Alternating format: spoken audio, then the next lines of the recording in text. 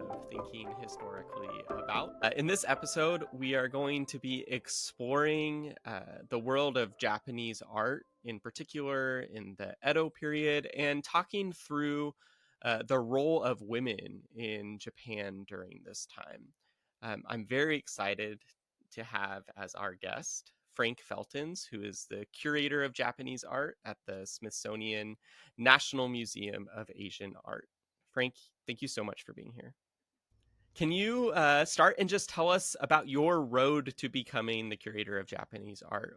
What does that look like from an education perspective, your interests, your passions? Tell us a little more about that process. Yeah, I don't want to go too much into my story. It's a long story, but like I was born in Germany and then did some of my high school in Canada. And at that school in Canada, I had a good friend from Japan, and that's how I got interested in Japan. And then majored in Japanese language and literature in college, and spent a year in Kyoto as an undergraduate, and really fell in love with Japanese art at the time, and then decided to do graduate work, a PhD in Japanese art eventually. And then I was lucky because I did get the job I currently have straight out of the PhD, which is, all about timing in most cases. So timing worked out. And now I oversee an amazing collection of Japanese art from all periods. And it's really a privilege and a pleasure to bring that collection to visitors here in DC. Is there a particular was there a particular draw to the Edo period for you over other eras of Japanese art? Yeah, there were two draws. One is, I don't know if I can say it, but I will. But I was told pretty much, in order to get a job, you have to do Edo. And which is not true. I mean, for anybody out there, you can do earlier or later. And but when I was in graduate school, the Edo period was really the main kind of area that people looked into because it is so long, it is so creative, and the Japanese society at the time was so interesting and layered in many different ways. And we call the Edo period the early modern period of Japan because for a good reason. Not everybody likes that term, but I do because it kind of during the Edo period there are so many aspects of Japanese culture that started popping up and emerging that are still a part of Japan today in so many different ways. We can talk about that a bit later, but I think the Edo period is incredibly relevant for us to understand, and it has a lot of lessons for us as people, even if we're not Japanese. Yeah, and I mean, even in my very cursory understanding of the period as it compares to other Japanese periods, there's a lot to draw from. There's a lot to pull from.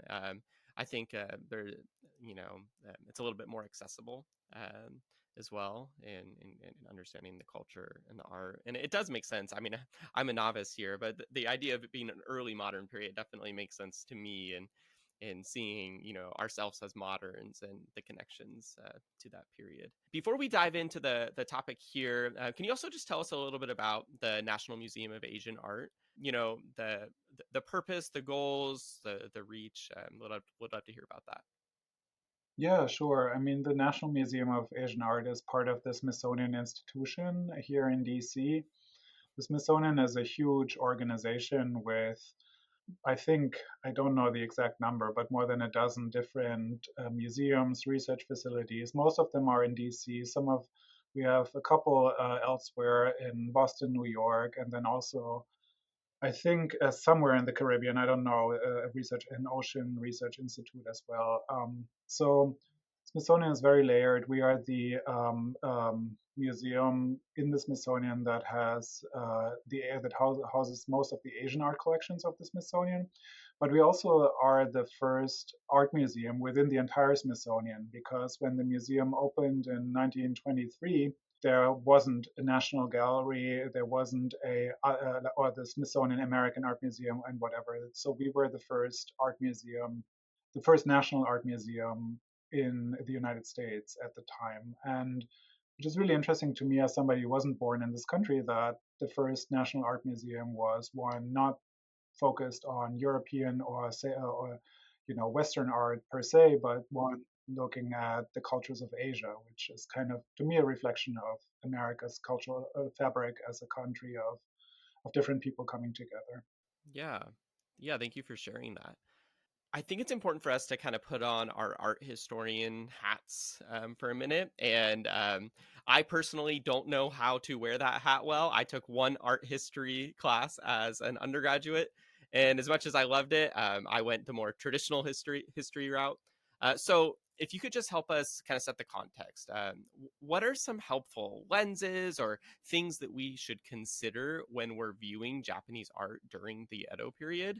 And we're going to talk a little bit about the Tokugawa shogunate. And yeah, so what are some lenses? What are some things we should acknowledge, consider, look for as we're engaging in this? Yeah, sure. So the Edo period is really special for a number of reasons. One, it was, Japanese culture and history is like any other country, very turbulent. There were many wars, conflicts, struggles for power, societal shifts, natural disasters, etc., that happened across its history. But the Edo period sticks out as the one longest period of peace and prosperity for most people in Japanese history. It started in the early 1600s and ended in the mid 1800s, pretty much 250 years of rule by one dynasty, the Tokugawa that you mentioned. And because of that continuity, Japan at the time was incredibly peaceful for most of the time and very prosperous. There is a rising middle class, um, um, high levels of literacy, and just an incredible flourishing of the arts. People had disposable income, many people did, and so they were able to purchase not just the wealthiest class of society, but many people were able to, pretty much almost anyone was able to buy at least a print, for example, which was pretty much the price of a lunch, for example, a bowl of noodles or whatever you would eat. So there was, and because of that accessibility, the artistic landscape was huge, and there was huge competition. And because of competition, there was huge creativity because everybody needed to establish themselves in one way or another. And so artists came up with just breathtaking pieces of art that I think still speak to us today for a number of reasons.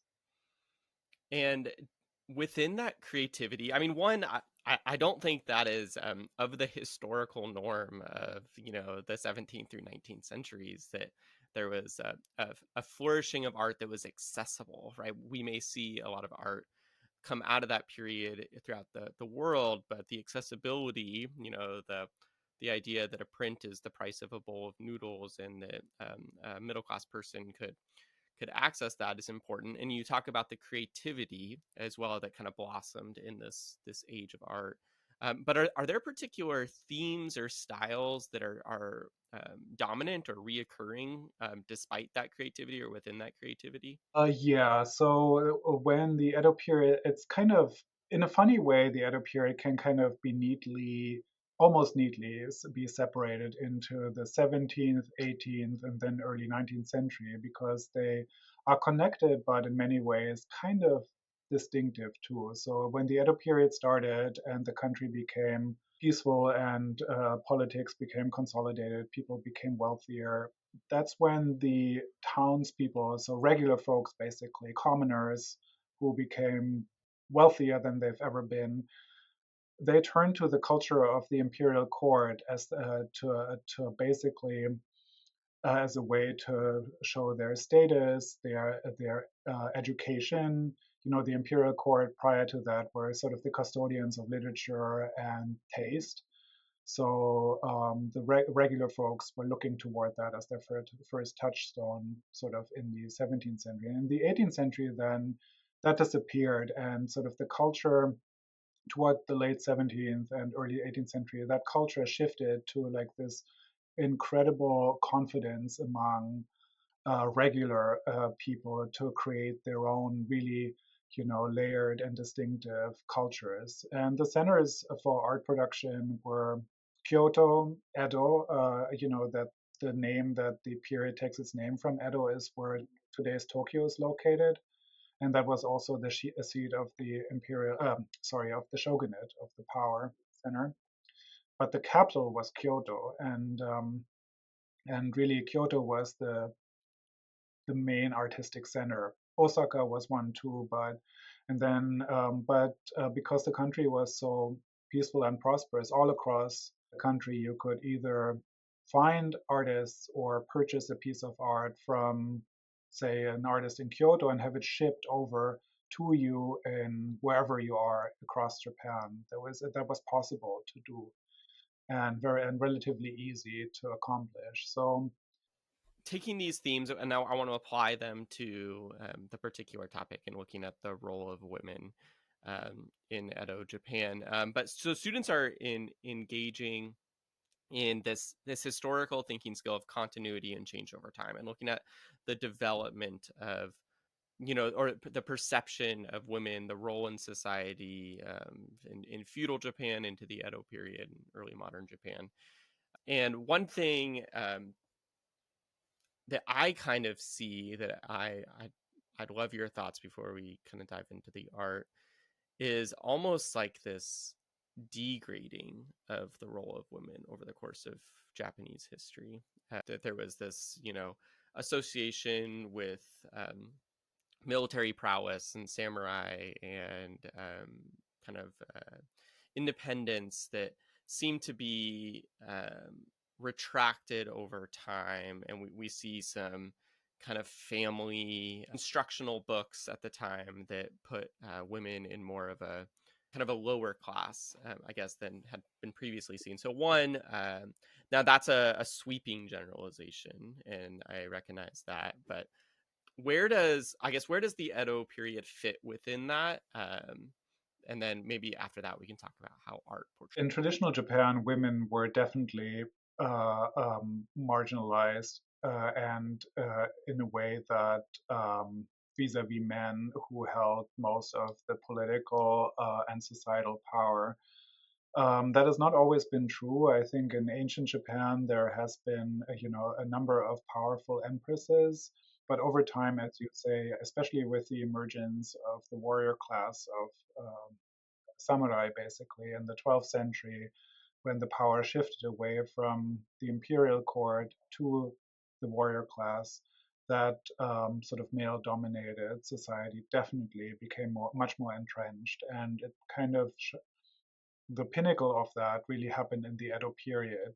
In spite of the peace and prosperity that occurred throughout the period, the warriors were still in charge, pretty much. They were running the country and adopted a Confucian model of governance, whereby they were put at the very top. Obviously, makes sense, right? You would want to be at the top if you run things, and so warriors were at the very top. Farmers, people producing crops, feeding the country, were next, and merchants and so on at the very bottom. They were only working for money. But within Confucianism, in its traditional sense, women were confined to raising kids, looking after the family, being wives, and basically custodians of sort of family affairs, whereas the men would be the ones, in charge, pretty much. And so this kind of ideology really pervaded everything during the Edo period and became incredibly entrenched. But I do want to say too that compared to previous periods, the literacy levels of women also did rise because there were educational literatures of the kinds that you mentioned geared toward women that show us how women were able to read at much bigger numbers than used to be.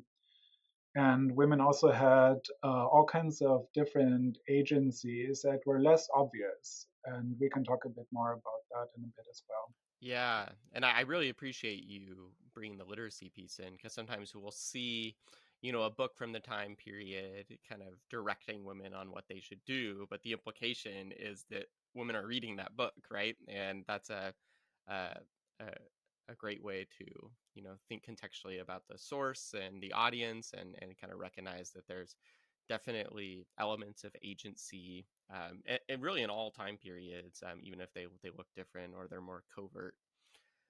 So the simple question is, how does art portray this? How does art from the Edo period reflect or reveal the different perspectives of the role of women in Japan? The first and kind of most obvious thing is that there are very few major Japanese women artists in the Edo period.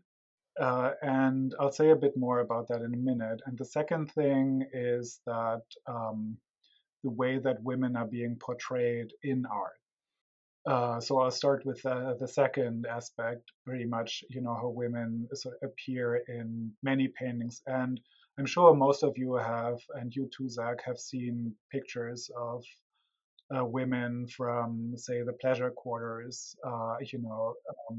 and so this is the quintessential Edo period way of showing women as sort of these entertainers, but those are pictures of not pictures of specific women, but a sort of a generic image of what women were perceived as these aesthetic objects, pretty much, but also arbiters of taste, because what these women are wearing in these paintings and in real life or in prints, where was taste making for people out in the outside world. So there is this interesting kind of tension between disenfranchisement that was happening, but also this really powerful agency to determine, the production of culture through the aesthetic choices that women were making at the time. I mean, it's funny, and I just the modern fashion industry kind of like comes to mind in that, like, there is, I think, healthy pushback against creating objects out of women in the fashion industry, and what are magazines focusing on. And fashion magazines will come under heat sometimes for the way they portray women, and yet they do dictate quite a bit of the simple fashion choices that you and I make, or that people in our lives make, that make their way down to us because of what's going on in the fashion industry. So it's interesting that you can have kind of both this objectification but also this leadership, in culture, and culture shaping and culture forming, that's really fascinating. You so you brought up two things, that the how women were portrayed in art, and then also the small number of women artists at the time. I'm wondering, if you wanted to expand on that first part, and how that relates to the perspectives of women. Yeah, sure. And it's really interesting because, there were major artists that were women, but they were so far and few in between that in writing, you had to you had to um, make clear that they are not male. So, for example, in the 18th century, there is probably the most famous woman artist of the entire Edo period by the name of Tokuyama Gyokuran, who appears in artist biographies of the period and after as a major star of that time. But every time she's being referred to, she is first being talked about. There is the character. You always find the character for woman next to her name, in order to make sure to understand, because the default of any artist would be to be male. So it had to be. So she didn't fit into the mold of the language at the time that you would be using toward artists. So you had to make sure to to show that she is actually not male. And then the second thing is also that she is always being referred to in reference to her famous husband, who was also a famous artist at the time, even though she was a very accomplished painter on her own right. So there is this kind of very like almost reductionist kind of notion toward an out to labeling an artist that didn't quite fit into the mold as like through her gender and then also through her marriage. At the same time, that enabled artists like her to operate with outside the mainstream and kind of occupy a space that was not occupied by anyone before. Sort of like they were able to swim free of artistic expectations and conventions. And in her case, it's really interesting because she's one of the only Edo period artists that I found who's referring to herself as a contemporary artist, basically showing that she's deeply embedded in her own time and that she's like this tastemaker that we were just talking about. What I yeah, I think that one that's fascinating, and I think it reminds me that just like we see these trend setters today, and just acknowledging like there's something special about someone who acknowledges that they are fully in their present. I tend to fully live in the past, and sometimes I need to come back to the present. But that, but yeah, that the taste making, the culture shaping and forming, that's really where it happens. And to name that explicitly is I think unique. And then even as I was thinking about the fact that women were explicitly like denoted as women in their writing, and at the same time, here in the United States, it was a very different product, but kind of the same context in that like women would sign poetry or letters anonymously or with a fictitious name. It seems like the context is similar, but the response to that context is the complete opposite. And just interesting how women in different places, even in the same times, navigated those cultural norms.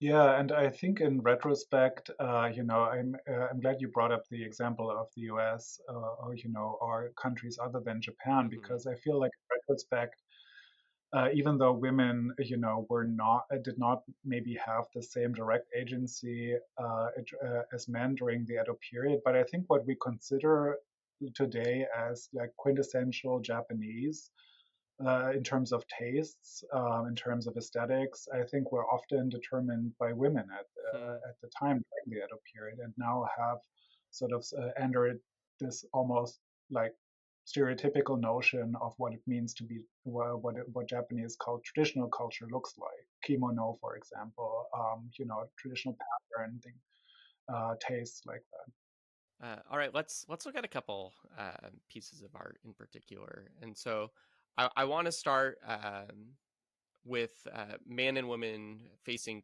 court. So students who look at this, they see men and women, um, and portrayed facing one another. And yeah, help us understand this. Walk us through it. Yeah, so this is a painting that was probably made around the early 17th century, so at the very beginning of the Edo period, but it's looking back to a very distant time. It's we This is in our collection, and we are not quite sure what the subject is, whether it's from a literature piece, a theater play, or some other narrative. So I can't tell you what the story is about, but it's an interesting kind of juxtaposition that shows you the way that sort of genders in an upper class society, I should say, were operating with each other, how the dynamics were. What you see here is a group of men, warriors, on the right side, all of them wearing their swords, marking them as part of the warrior class. They are not aristocrats. And on the left side, there are women who could be, according to their, layered clothing, and there's like really expensive, sumptuous attire, could be court women. but because they are sitting together with a group of warrior men, they are probably women who also belong to the same class. And then at the very center is an older woman who seems to be the most high-ranking person in the room because yeah, she's sitting on this, blanket like piece of cloth. This is a sort of she's sitting in a delineated space. She's resting her arm on some invisible armrest, reclining, whereas everybody else sits at attention. She's the only one who's allowed to recline. And then she's wearing this headgear that marks her as probably a a dowager or a widow or some older woman who has taken tonsure and who has sort of become a lay monk herself, or a lay nun rather. And so that marks her status, but also her age in that way, because that was a common thing among upper class women of a certain age to do. In can you speak maybe to like what is this court, right? So if this is the title, is this something that is kind of representative of the time? Is it unique? Is there association with this older woman who might be a nun, the women in court, the warriors at court? Is this a common scene? Is This is this the kind of unique? scene you would see in the TV in the series Shogun, for example, or in pop culture or like contemporary culture, cultural takes on Japan. And but you would have seen exactly that also in traditional Japan, where and I think what's happening here is that this man in a sort of this light blue with red kimono is speaking to her and Yeah. reporting something. And his head is lowered in reference. He's Okay. not looking at her directly, so but she is looking at him. So it implies that he's speaking to her, reporting something. So it Yeah. shows definitely a very strong agency among at least one woman in this picture. Yeah, I really appreciate the details there. I I love being able to look at and analyze art with someone who knows what they're looking at, because there's so many little details that I can assume or just completely miss. But yeah, in seeing the reverence, the swords in the sides, the fact that the older woman is looking directly at the men, but the men are not looking at her, I think is these are really fascinating details for me. And in even thinking about what I said earlier about this kind of this trajectory of women losing agency, I think this image stands kind of as a counterexample. Not to say that um, this is representative of all women, but we see at least in that these warriors are, showing reverence to an older woman, that I just find really interesting, and makes me wonder kind of what other examples of such relationships are out there at this time period. Yeah, but in a funny way, she would not be in this Hmm. position if her husband would not be dead. Yeah. Because she is, that has this dowager status, she is the person to be addressed, in this particular context, whatever the message is that is being conveyed to her. But and rank gives you agency no matter what Sure. your gender is. But by default, um, for better or worse, a husband would then always, in the traditional Japan, outrank um, their Yeah. Yeah. No, I their appreciate wife. that context. The next piece I want to look at is one that you recommended that we look at, and so uh, the easy question is why. What stands out to you about this panel that we're looking at, which is titled "A Country Scenes in Mount Fuji"? Yeah, so this is the right side of a pear, and this is painted by the famous Hokusai. Probably the the one art, if you've heard the name of any Japanese artist, it's probably Hokusai. You know him from the Great Wave. I mean, if you pull out your smartphone and type in wave, the emoji is going to be an like a reference to Hokusai's world famous image. So, and I picked this because I think it's a nice contrast to the image that you just showed us. Because first of all, the image you showed us is from the beginning of the edit period, and this is from the very end. And so it shows two sides of the same story at different points in time. But it also, this work here shows you not elite women like the like or elite people like the one in the picture before, but people, but working class Japanese at the time. This is a a rough house of a farmer. If you zoom in, you see there are women at work. The farmers are probably out and about, doing their business, harvesting whichever crop this family is working in.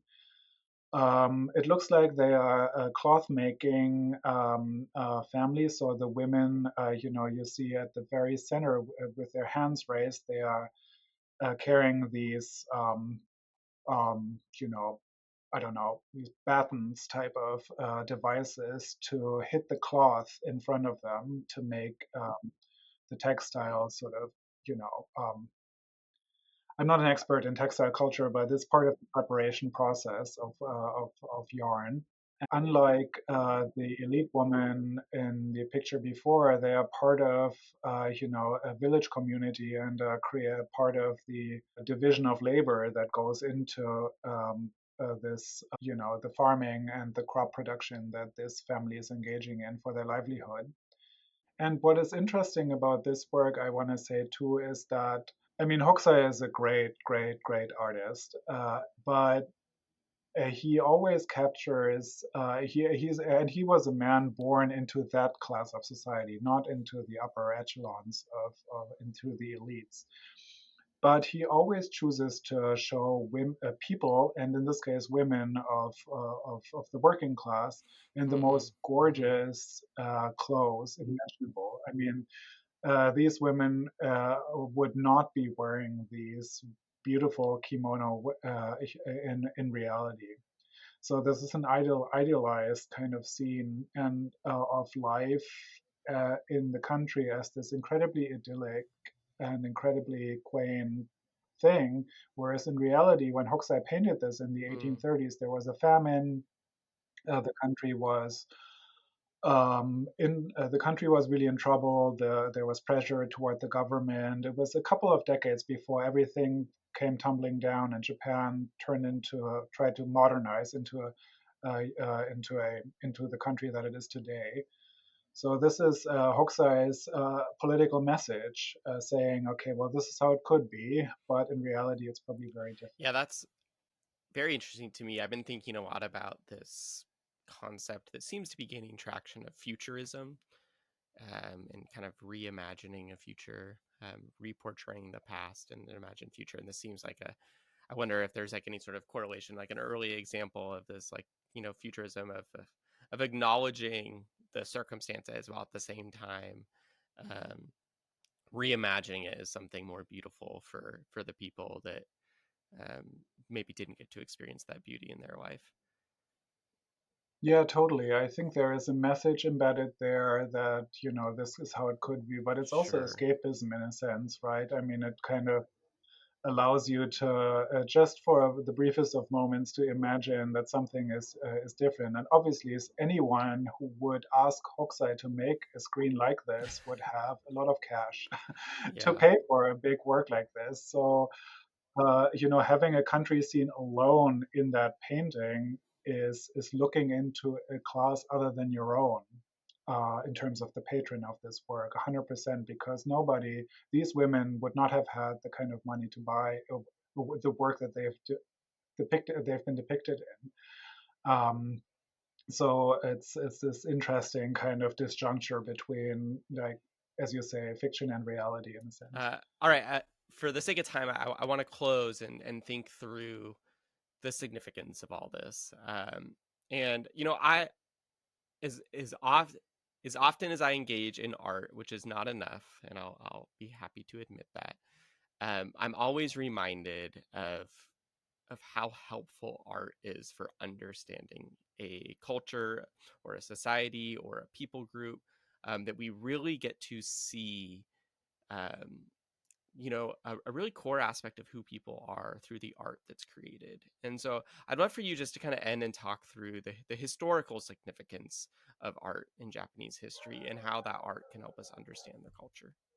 I like to think, and I don't think I'm wrong, but in this case at least, I think yeah, Japan is a different culture. The Edo period is removed in time, but in essence, if you look into, people might look different, they might dress different, uh, um, their priorities, their concerns, their lives are not very different from our own. And I think that is true for any kind of culture that you look at, or any kind of time you choose to look at. I think there are lots of we can see ourselves in the past, and we can learn lessons about how people at that time sort of dealt with their lives and coped with certain challenges, but also a lot of silver linings. And I think the deeper we go and look for those messages, I think the more fulfilled we are.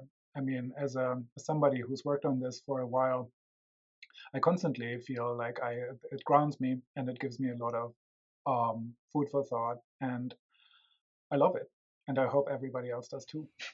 Yeah, I mean, you've definitely opened my eyes quite a bit to art in this period. I appreciate, and I'm excited to explore more. Frank Feltens, Curator of Japanese Art at the Smithsonian's National Museum of Asian Art. Thank you so much for engaging in this conversation and helping us understand this period and its art a little bit better. Yeah, thank you, Zach. It's a pleasure.